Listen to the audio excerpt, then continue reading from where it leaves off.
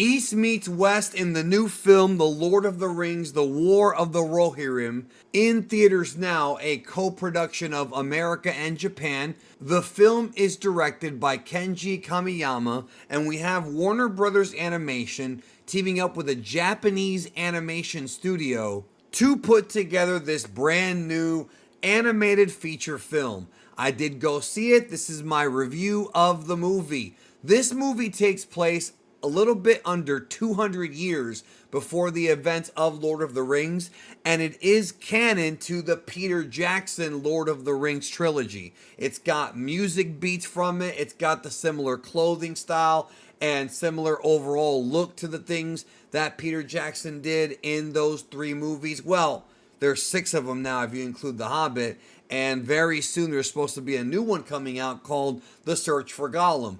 This movie, first of all, represents something that I've always wanted them to do. There is a plethora of stories that Tolkien left over before he passed away that could be made into feature films, animated or otherwise. That is a resource that I feel is very untapped. Nobody in history has as much lore as Tolkien's writings, and the Lord of the Rings has such a rich history that it's endless, a near endless supply of stories. Now, what they did with this movie in particular is they took some ideas from Tolkien's appendices in the original Lord of the Rings, talking about the ancient kings of the kingdom of Rohan. Specifically, Helm Hammerhead, the man who Helm's Deep is based off of, but he is not the main protagonist of this film. The main protagonist is his daughter Hera. Now, in Tolkien's original works, if I remember correctly, he did state that Helm had a daughter, but I don't think her name was named at all. I feel like this name, they came up with it when they were writing the script. The story is written by Jeffrey Addis, Will Matthews, and Philippe Boyens. And so they kind of gave her a name and gave her a story, but took a lot of creative liberties.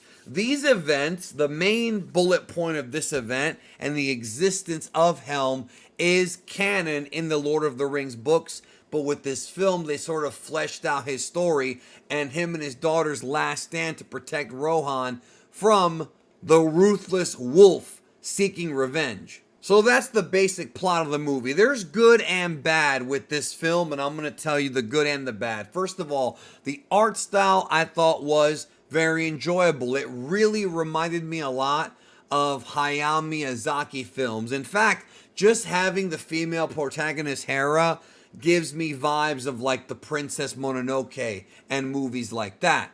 So animation wise, it was fine. There was some choppiness I felt. It could have been my theater. It could have been the frame rate was wrong with the projector. But there was a little bit of choppiness early in the film. But by the end of it, it was gone. So I'm not entirely sure if that was, just my projector or if the movie actually was like that.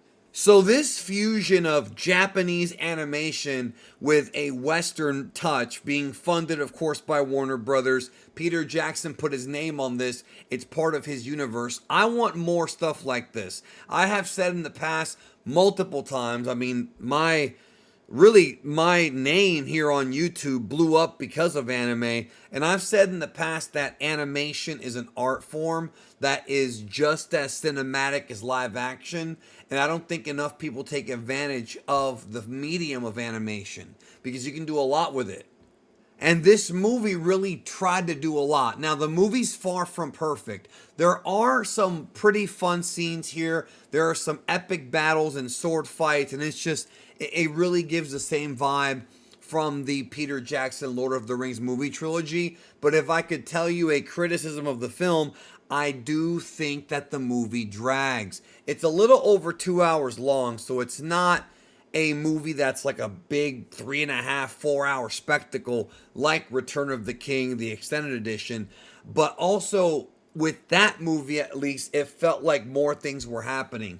With this film, there was a lot of parts of the movie that were slow that I felt were just, they could have sped through it a bit better. I did think that there were some pacing issues, and I think that you could cut the movie down even more and still keep all the points and still keep all the story intact. To me, that was the biggest issue I had with the movie.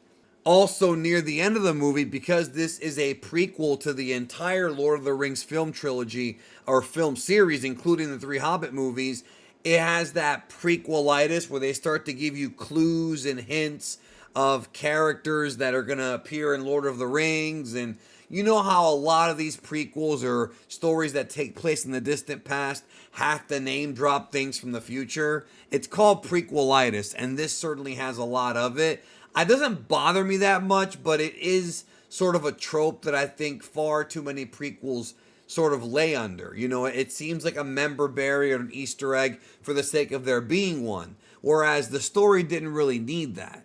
I thought the animation was fine for the most part. I thought the music was very well done. The music was done by Stephen Gallagher, borrowing elements from the Peter Jackson films and putting in his own score. It was fine for what it was. Ultimately, this movie I felt was good, but not great. It was fine. It was okay. It's sort of like on a scale of 1 to 10, I give it like a 6.5. That may sound low, but that's not really low. Anything under a 4 is where movies start going down the bad territory. This was far from a bad movie. That is not what this is. But it's also not a movie that I can tell you to rush out and go see, that you absolutely must see this movie. If you're a Tolkien fan and you love Tolkien, you're probably going to go see it anyways, or you already saw it. Now, if you're somebody who likes the Lord of the Rings trilogy, or the Hobbit films, or any of those Peter Jackson films, or if you're an anime fan, it is the holidays, so if I'm being honest with you, even though I would like the movie to be more successful because it means more anime projects might come down the pipeline with Western stories, I'm going to be honest with you and tell you can probably wait for streaming or wait for home video on this one. Again, not a bad movie at all. Nothing too offensive in it. The characters were fine. They were decently developed. I did think that the wolf character went a little bit nuts, a little bit too quickly. It just sort of just happened and it was a bit weird, but I do think that the film is worth watching if you're a fan of the Tolkien universe or if you're a fan of the Peter Jackson movies, but it may not be worth going out like opening night to go see, which would be tonight or in the next few days. If you're saving up to buy gifts this year, it may be best if you just wait for streaming. I'm just going to be honest with you. It is one that's worth waiting for streaming. If you even decide to catch it, I mean, it's really up to you. It's disconnected from the original Lord of the Rings films with the exception of some name drops and obviously the whole thing with Rohan. But you're not going to see characters from that original trilogy or the 6 movies. You're not going to see Frodo or any of that. This is way before they were born, is its own separate story. So it's a one-shot story. You know, it has a beginning, middle, and end, and I thought it was fine for what it was. So those are my thoughts on Lord of the Rings, War of the Rohirrim. Decent movie, 6.5 out of 10. I would wait for streaming.